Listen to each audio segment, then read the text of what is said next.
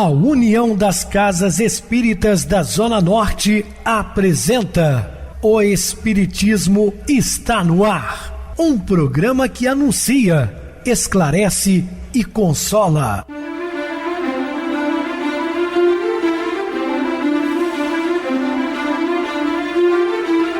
Não se turve vosso coração. Credes em Deus, credes também em mim. Na casa de meu pai há muitas moradas. Se assim não fora, eu vou-los teria dito, pois vou preparar-vos lugar.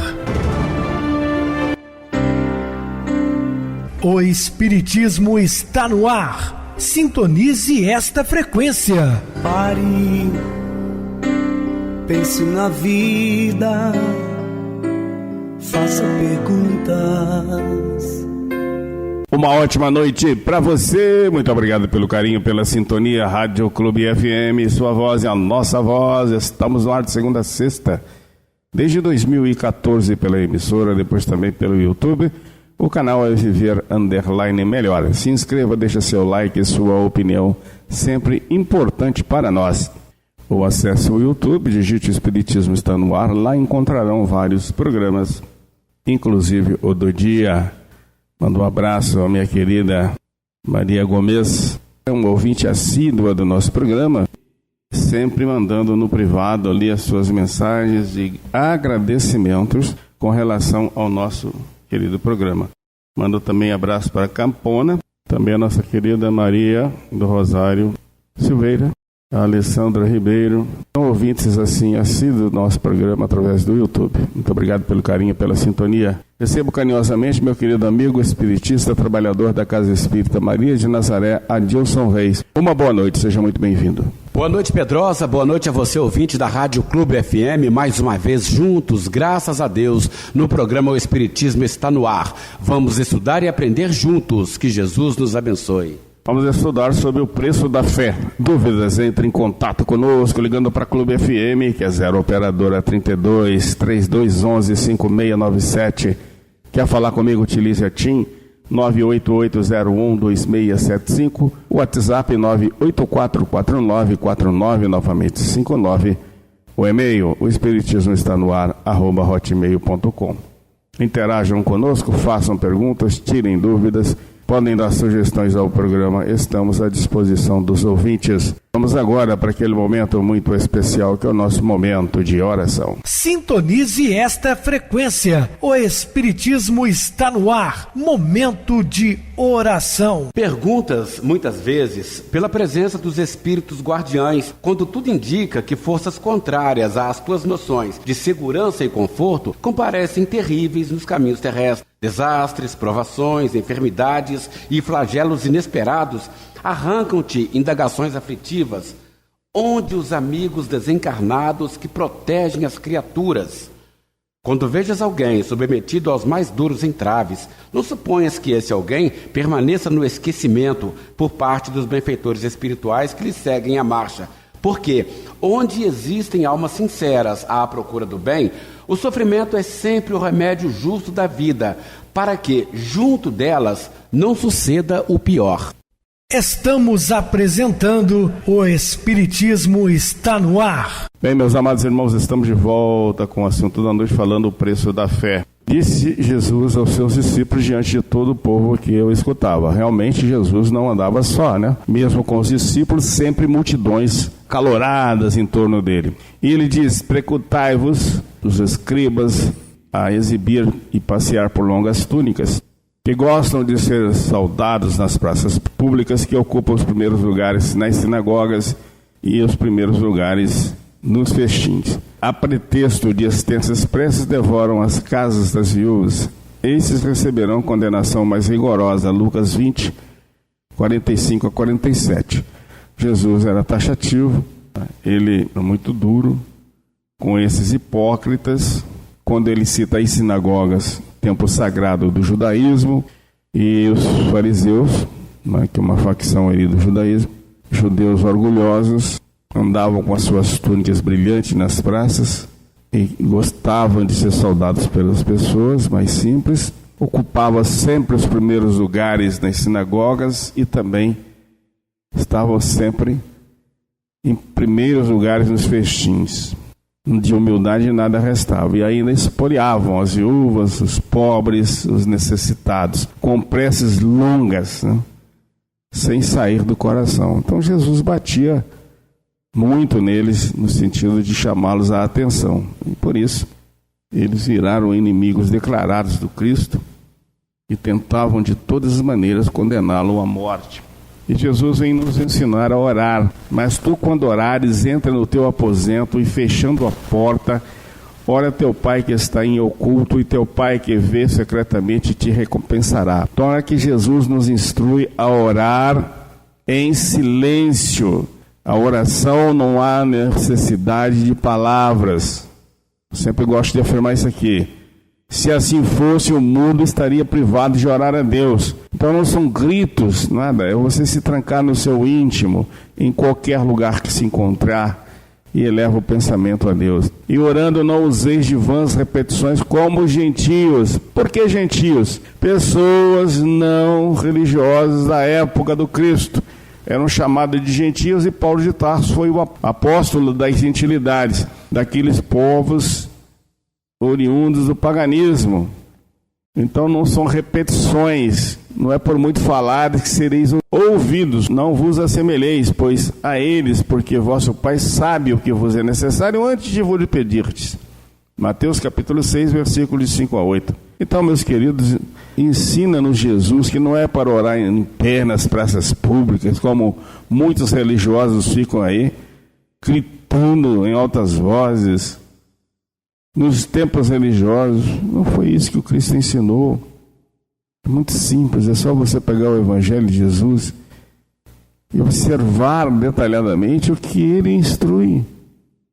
O homem, não obstante o grande progresso tecnológico e científico deste milênio, ainda não conseguiu extirpar a sua cultura e costume de externar a sua religiosidade por meio de ritual, culto exterior, das manifestações públicas e exóticas de fé, ou das complicadas, santuosas solenidades litúrgicas, que não somam nada, né? Que ficam ali causando algo assim indesejável às próprias pessoas que eles se encontram.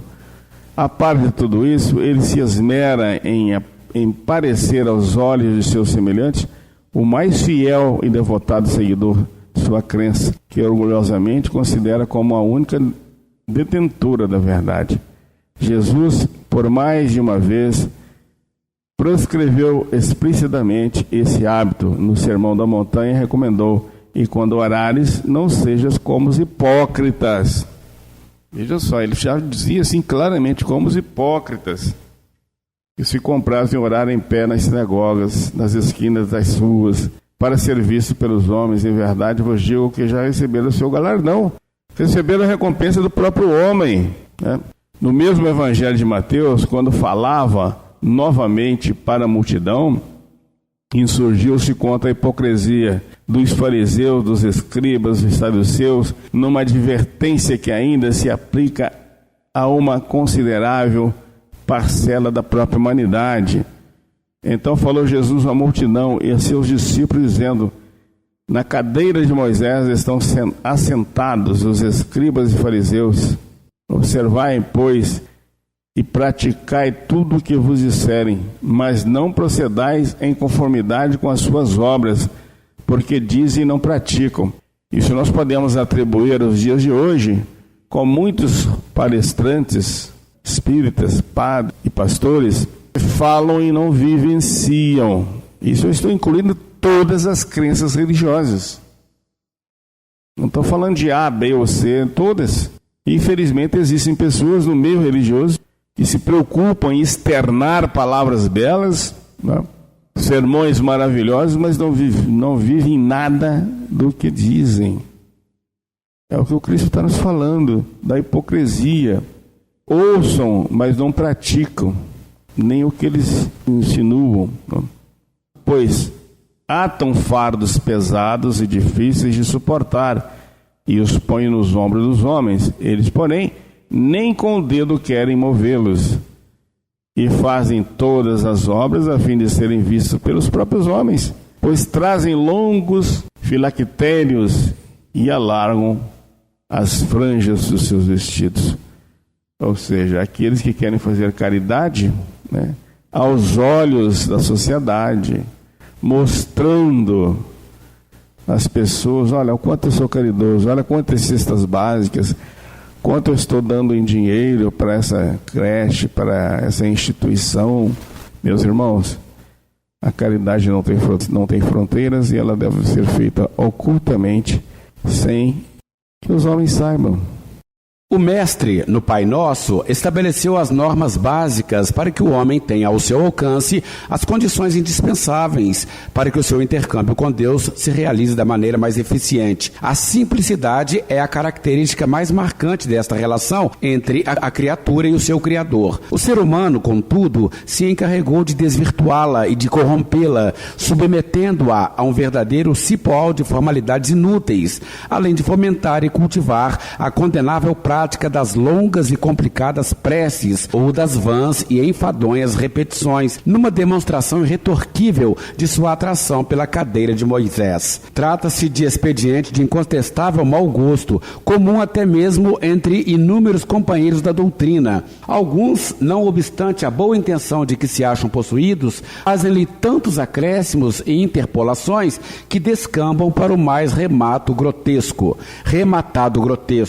Isso denota um certo inconformismo com relação à brevidade da oração, fato que não passou desapercebido a Kardec, que dele cuidou expressamente no capítulo 28, número 2 de O Evangelho segundo o Espiritismo. O Pai Nosso basta por si só.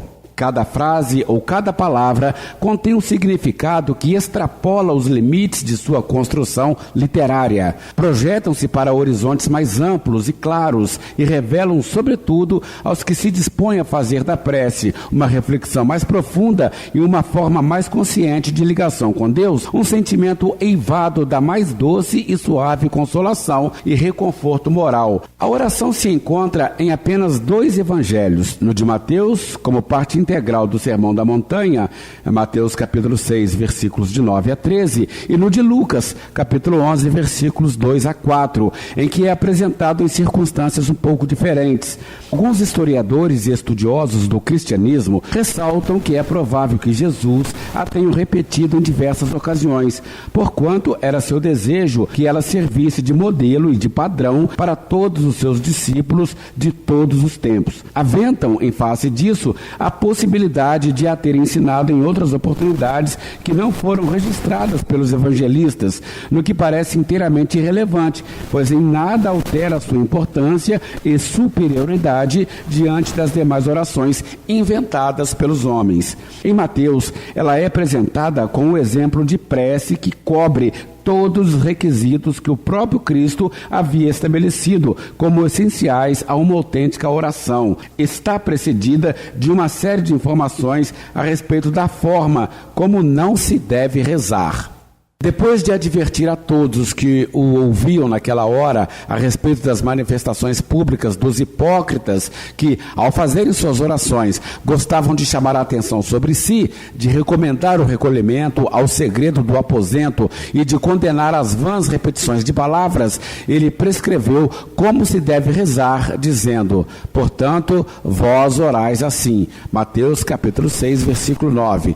Lucas trata a questão diferentemente. No seu evangelho, a oração não é pronunciada no Sermão do Monte, que ele não transcreve integralmente, mas atendendo a um pedido de um dos discípulos e após a prece que Jesus estava fazendo. E aconteceu que, estando ele a orar num certo lugar, quando acabou, lhe disse um dos seus discípulos: Senhor, ensina-nos a orar, como também João ensinou seus discípulos. E ele lhes disse: quando orardes, dizei.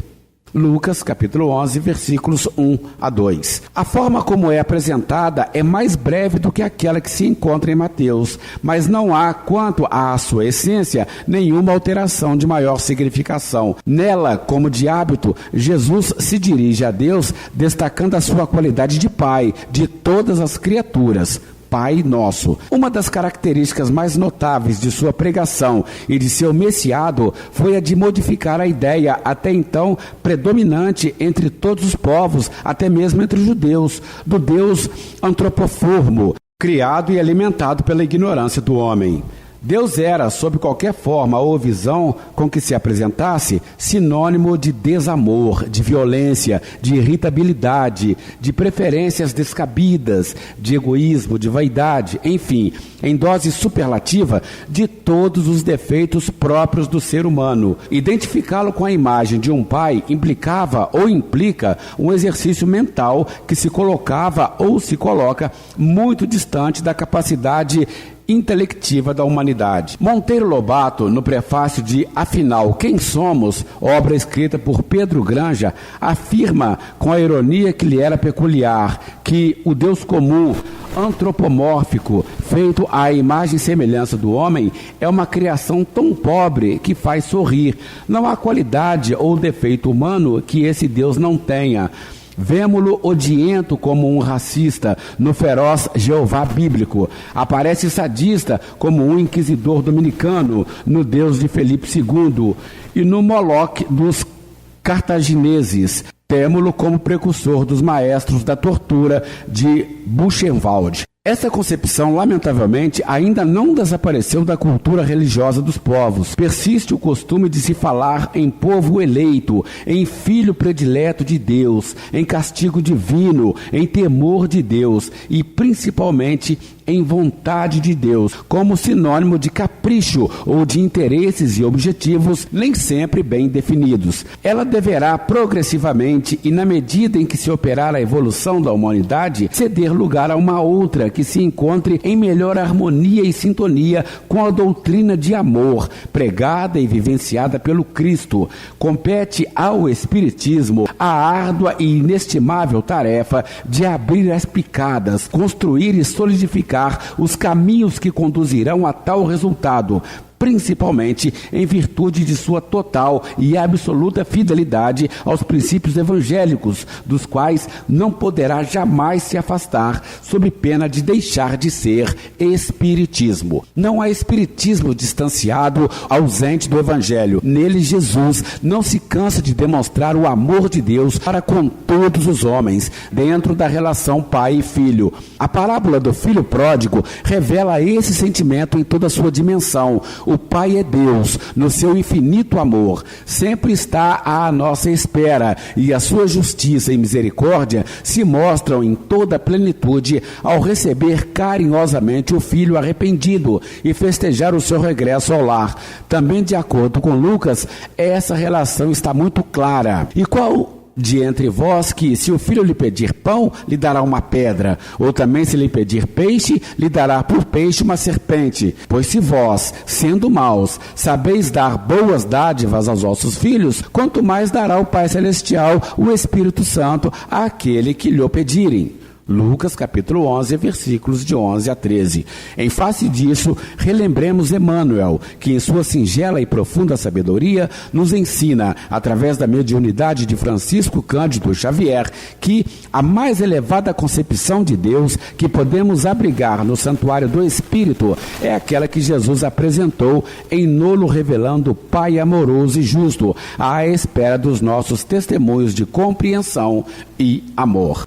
E eles, deixando a multidão, o levaram consigo, assim como estava no barco. E havia também com ele outros barquinhos. E levantou-se grande temporal de vento e subiram as ondas por cima do barco, de maneira que já se enchia.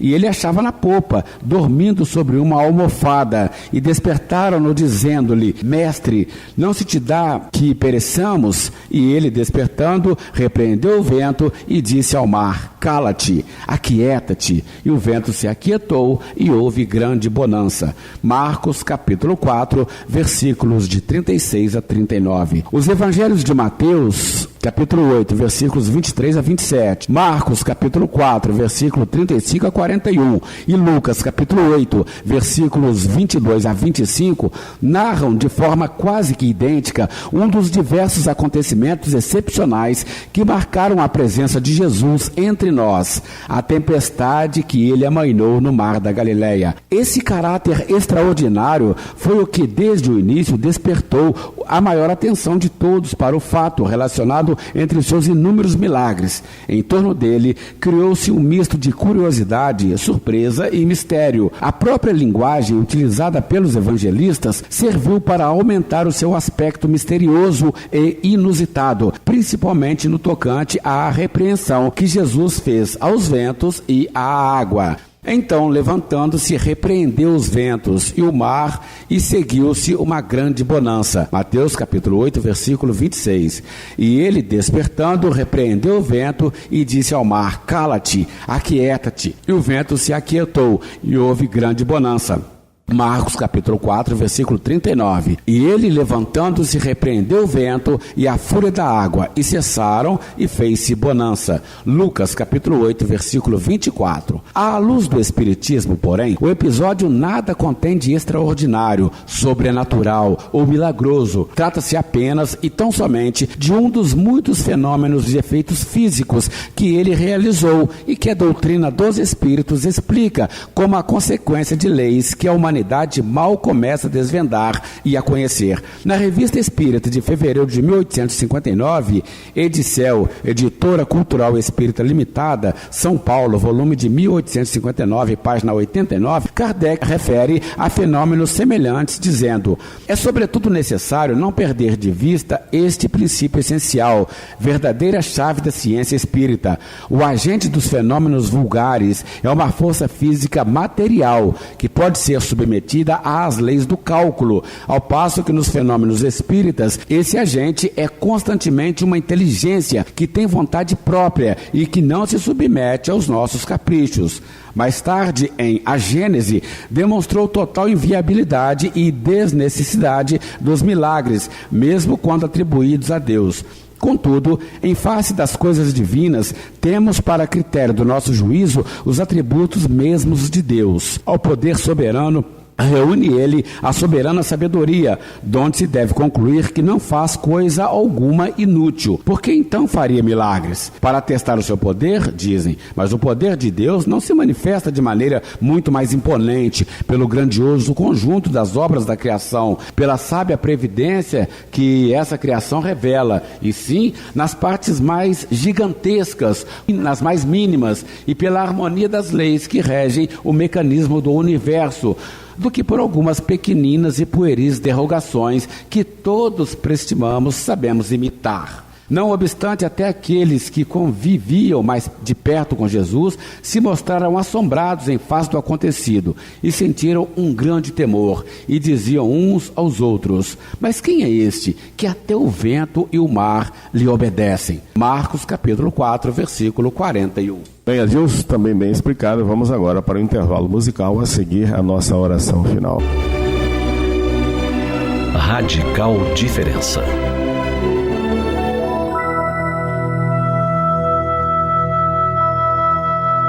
Das palavras de Jesus, colhemos o ensino de que não deve a mão esquerda tomar conhecimento do que realiza a direita. Ou seja, o bem deve ser feito na surdina, sem alardes. Entretanto, vez ou outra, faz muito bem a mente, ocupada a miúde com notas de violência e egoísmo, tomar ciência de algumas inusitadas iniciativas. Ao mesmo tempo, reportagens que enfocam essa ou aquela personalidade a espalhar benefícios servem de estímulo a outras, por vezes, tímidas em sua vontade. Ou então, sugerem ideias felizes, motivando a sua multiplicação e consequentes benefícios. Por isso, foi com alegria que lemos a respeito do trabalho de Scott Neeson, um australiano que até os seus 44 anos de idade era um alto executivo do cinema. Apelidado de Mr. Hollywood, ganhando mais de $1 milhão por ano, como vice-presidente de marketing da Sony Pictures, morava numa mansão em Beverly Hills. Tinha um iate, 2 carros de luxo e uma moto caríssima.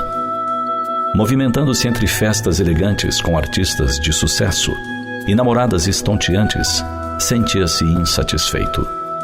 Acreditava que devia fazer algo mais do que cinema. Seus colegas acreditaram que ele estava com estafa e lhe recomendaram férias para esfriar a cabeça. Era o ano de 2003. Ele pegou um avião e partiu para 5 semanas de férias na Ásia, de mochila e motocicleta. O Camboja lhe mostrou uma face da miséria que ele desconhecia. As cenas que viu no famoso lixão de Phnom Penh o deixaram em lágrimas.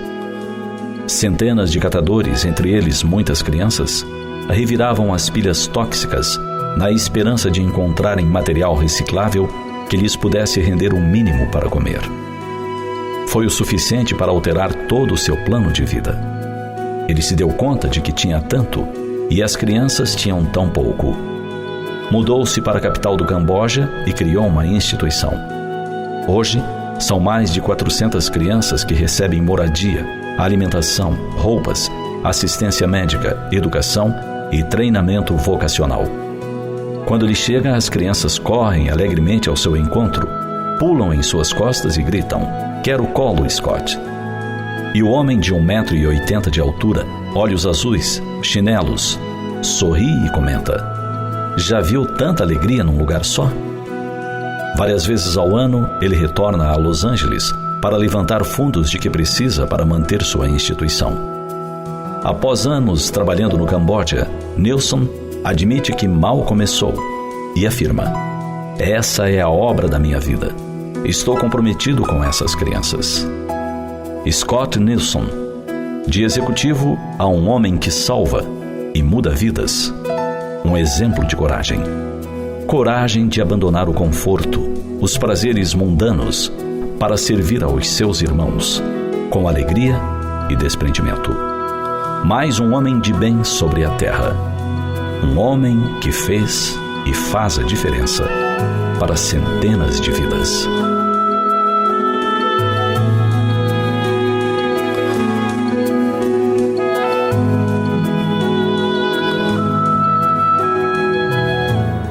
Sintonize esta frequência. O Espiritismo está no ar. Momento de oração. Senhor Jesus, Mestre Divino, sempre agradecemos pela oportunidade que temos de diariamente estar conectados com a espiritualidade maior através dos nossos canais, onde temos a oportunidade de externar os nossos sentimentos e agradecimentos com relação a essa querida doutrina consoladora que sempre tem feito por todos nós o melhor possível, instruindo-nos, direcionando, dirigindo, porque está calcada nos valores morais do Cristo, nos seus evangelhos, que é o maior tratado de moral universal. Sempre defendemos aqui, atrás dos microfones, Jesus, esse sol de primeira grandeza que veio ao mundo exatamente para nos convidar à transformação íntima e moral. Que assim seja, graças a Deus. Meu querido irmão Adilson, suas despedidas. Eu te agradeço, Pedrosa, pela oportunidade de participar do programa junto com você e, como eu digo sempre, estaremos dispostos a outras oportunidades, assim Jesus nos permitindo. Obrigado a todos pela companhia, tenham todos uma boa noite, que Jesus nos abençoe. Boa noite para você, Adilson, muito obrigado pelo apoio aqui no programa. Boa noite também a todos os amados irmãos ouvintes do YouTube, internautas do Brasil e do exterior, nossos irmãos da Zona Norte e de Juiz de Fora, que nos acompanham com a rádio local 87,9, Rádio Clube FM. Continue ligados ouvindo a nossa próxima atração, o programa Batidão com o DJ Tico, a seguir na voz de Ailton Moreno, Encontro Central. Uma ótima noite de sexta-feira, um feliz final de semana e até segunda-feira, se Deus quiser.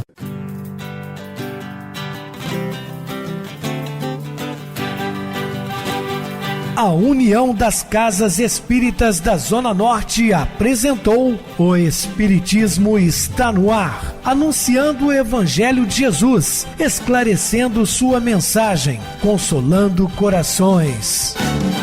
Olhe pro céu e descubra imagens de luz. Se tem Jesus, o amor todo que Deus te deu. Pense no bem, no melhor em que pode fazer. Seja o que for, também vai receber. De coração, ajude-me, irmão, a caridade é o caminho.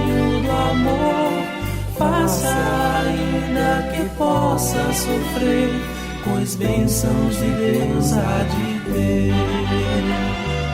Ame, perdoe e viva melhor a natureza, o céu e o mar.